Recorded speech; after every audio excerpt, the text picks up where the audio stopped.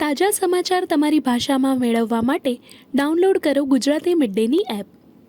देश में आई है उसको लेकर के प्रदर्शनी का अवलोकन, पूरे 77 वर्षों की किस तरह से यात्रा रही, प्रधानमंत्री इस प्रदर्शनी का अवलोकन कर रहे हैं। 2023 संसद द्वारा इस बिल को पारित किया गया था। जो तीनों कानून थे, इन्हें लागू करने के पहले किस तरह की प्रक्रिया अपनाई गई, कहां से इन कानूनों को लिया गया था, किस तरह से इनमें संशोधन किया गया, उसको लेकर के प्रदर्शनी का अवलोकन प्रधानमंत्री नरेंद्र मोदी कर रहे हैं। 1947 में जब भारत आजाद हुआ, स्वतंत्रता का सवेरा तो हुआ, लेकिन देश की मांग थी आधुनिकता की ओर जाने की, और ऐसे में बहुत जरूरी हो जाता है कि किन कानूनों को जो अब नहीं उपयोग में लाए जाते हैं उन्हें हटाया जाए और उनकी जगह पर दूसरे कानूनों को लाया जाए। और ये उसी तरह की एक प्रदर्शनी।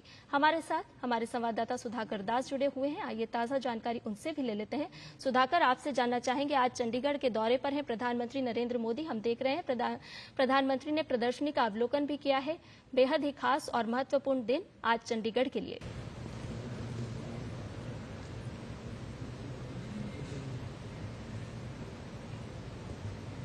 तीनों कानूनों को देश भर में लागू किया गया था 1 जुलाई को, और 5 महीने के भीतर एक तरह से चंडीगढ़ 100% इम्प्लीमेंट करने वाला देश में पहला केंद्र शासित प्रदेश तो बना ही है। लेकिन पूरे देश में ये जिस सुविधाजनक तरीके से, सरल तरीके से लागू हो रहा है और जिसके जरिए क्रिमिनल जस्टिस सिस्टम में बहुत बड़ा बदलाव आज देखने को मिल रहा है।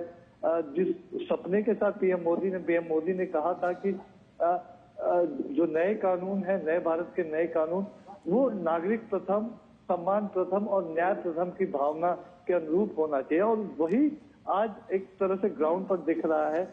जहां आज पीड़ितों के अधिकार है। अब पुराने कानूनों की बात कर लीजिए तो 150 साल जो पुराने कानून थे, अंग्रेजी राज के समय में बने हुए जो कानून थे, उसमें पुलिस के अधिकार, सरकार के अधिकार ज्यादा सुरक्षित थे, विक्टिम को बहुत ज्यादा अधिकार नहीं थे। लेकिन ये पूरा कानून जो बनाया गया है, इसमें विक्टिम को, पीड़ित को सबसे ज्यादा अधिकार दिए गए हैं। चाहे एफआईआर करने की बात हो, इन्वेस्टिगेशन के हर स्टेज पर उनको जानकारी मिलने की बात हो, या स्पीडी ट्रायल से लेकर स्पीडी जस्टिस तक की बात हो। और जिस व्यापक विचार विमर्श के बाद, जिस तरह की प्रक्रिया के बाद इसको लाया गया है, उसकी वजह से आज मुमकिन हो पाया है कि आज पूरे देश में बहुत बेहतर तरीके से ये कानून लागू हुआ है।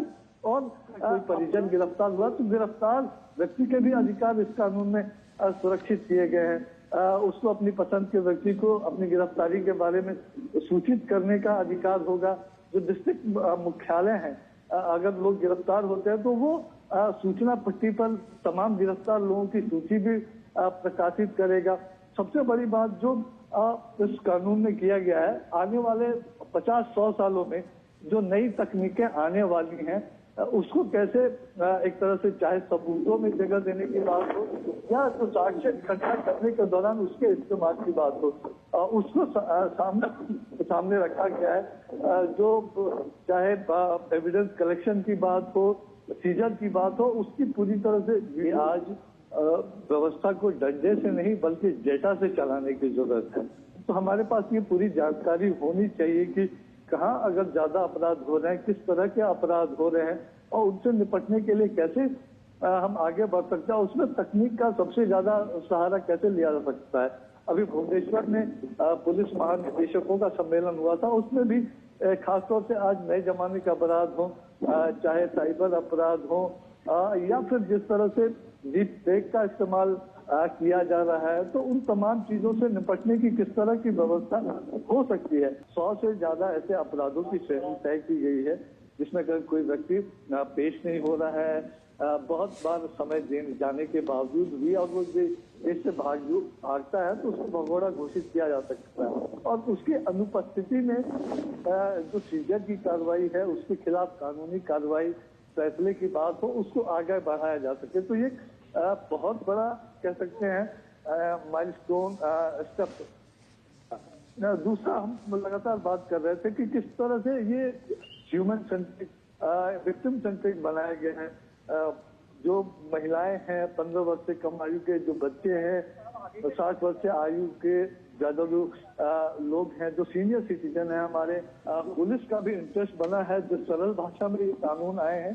और सिर्फ हिंदी या अंग्रेजी नहीं बल्कि 8वीं अनुसूची की जो भारतीय भाषाएं हैं, उन भाषाओं में भी जो ट्रेनिंग की व्यवस्था या पढ़ने लिखने की व्यवस्था, शिकायत करने की व्यवस्था, वो तमाम व्यवस्थाएं दी गई। સબસ્ક્રાઇબ કરો Gujarati mid day. Bell icon પર ક્લિક કરીને મેળવો તમામ વિડીયોના ડાયરેક્ટ નોટિફિકેશન.